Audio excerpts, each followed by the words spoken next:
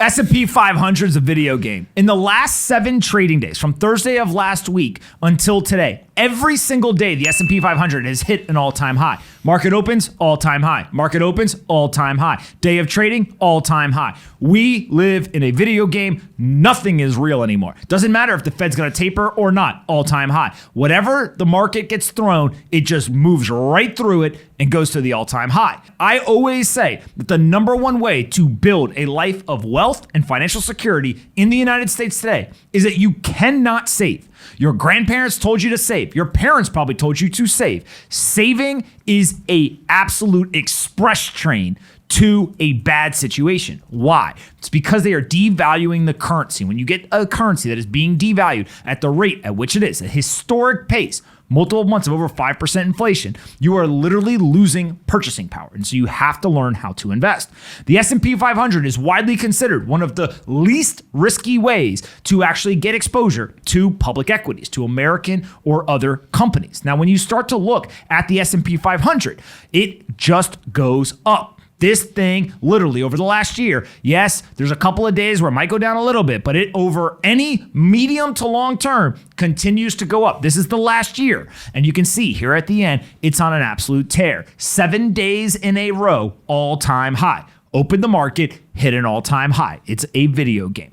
Now, if we go back to the tweet real quick, I have had a secret friend, a secret partner in my S&P 500 all-time high journey.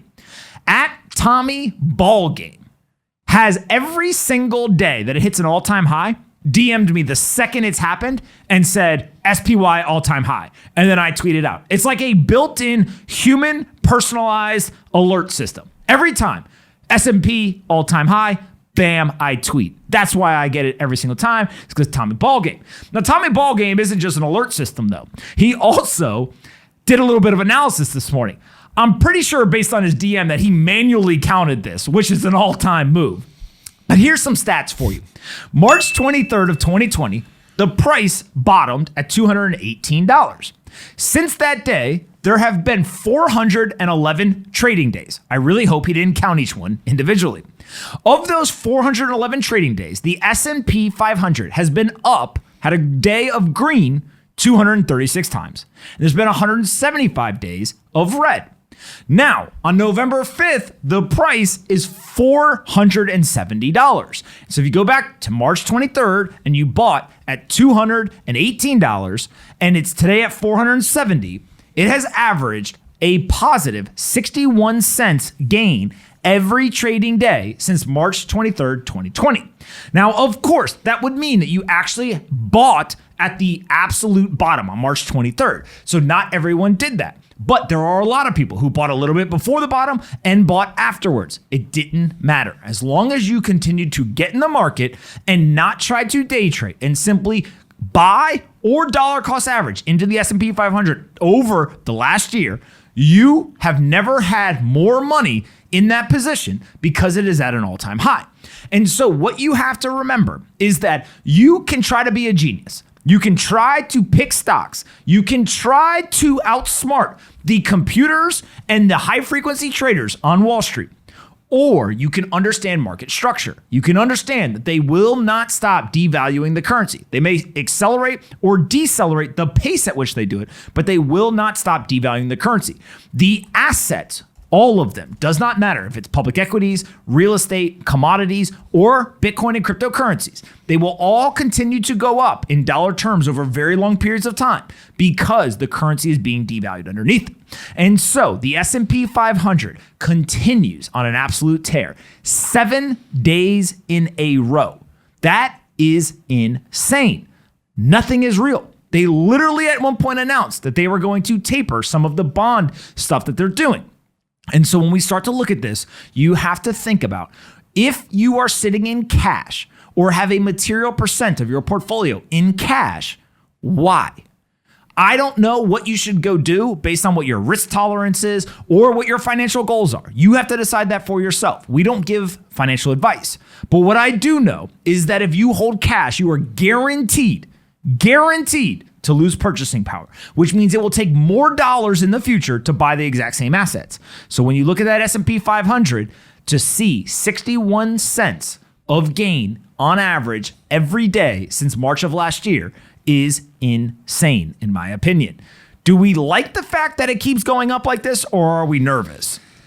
I mean, it is what it is. Like, I don't know. I mean, when you look at kind of what's going on in the economy and the money supply, you have to look at it with everything in context. I think ultimately what we've seen is the price appreciate rapidly with the money supply increasing also. And not only over the past year, but before that even too.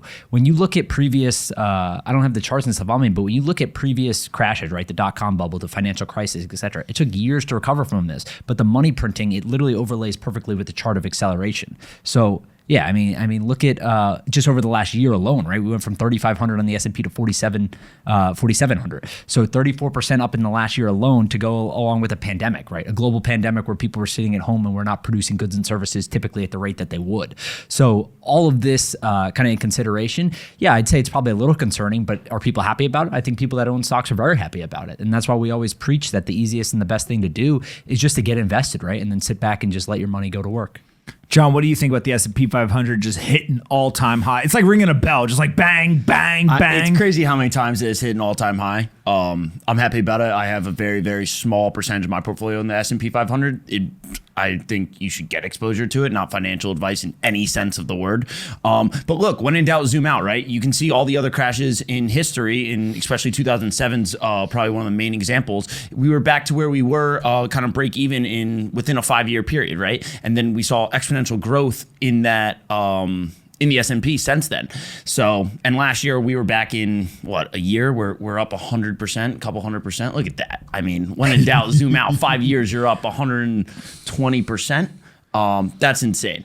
So the other piece of this that I think is really important, John, is that if you go and you look at 5 years ago at look at the rate of growth until 2020, that was one trajectory. But after 2020, we actually changed the trajectory. It got steeper, and so it's accelerating faster. And if this was to continue, the 5 years starting in March of 2020 is going to be a much faster growth rate than it was the 5 years before. Well, there's like 6 companies that are around 23% weight of the S&P 500 alone, and Tesla's now in there. So there's a few things, right? I think when you denominate it in Bitcoin or some other kind of asset, that it looks a lot different, obviously. But then two is like it's accelerating because of that massive drop off that we saw when the pandemic started. But in my mind, that's the perfect example of what's the saying? To be greedy when others are fearful, right? Yes. Like the S&P. If you literally bought it at the top, if you bought it the day before it crashed, you'd be up a lot this year, right? So literally you just need to keep buying, keep investing, dollar cost average, and everything's going to be all right, especially when it comes to the S&P 500 and other equity markets where we know the government is just going to continue to pump stimulus in the economy to make these things go up. So ultimately, you just got to get invested, right? Because when everyone else was selling, when everyone else was fearful, when everyone else thought COVID was going to destroy the economy and everything like that, the people that were buying the S&P ended up doing the best. If I showed you this chart and I told you, oh, by the way, there's 11 million open roles and there's more than 4.5% unemployment, and literally 45% of Americans are doing worse now than they were a year ago, you would be like, I'm confused. Yeah. The missing piece is I got to tell you, oh, by the way, there's 5.5% inflation and it's been like that for months. Now all of a sudden it makes a ton of sense. Well, a lot of people unfortunately had to sell their stuff while it was down in that giant drop because they didn't have cash, right? They need all these things. So it's important to have that like emergency stash of cash just in case. But look, I mean, you got to get invested in growing. When the price goes down, right? We're not Einstein over here, but when the price goes down, it's because there's more sellers than buyers. That's why the price goes down. And when they did a retroactive look, this data is a little bit old because it was from end of last year. They went and they looked who was selling the most on a percentage basis of all the age cohorts, older people. Because what ends up happening is if you're young, if you're 25 years old in March of 2020 and you've got a couple of stocks, right, so a little bit of money in stocks, and it goes down, sure, maybe you buy more, maybe you don't, but you have so much left time to actually make it back. So if it takes 3, 4, 5 years, it's not a big deal. But if you were right around retirement age or in retirement and the stock market just got a 20% haircut, you're fearful that it's going to take 5, 7, 8 years to come back. So what do? Just get me liquidity. And they were just dumping stock, right? They had the highest percentage basis of all people from the study that I saw that was actually selling the stocks.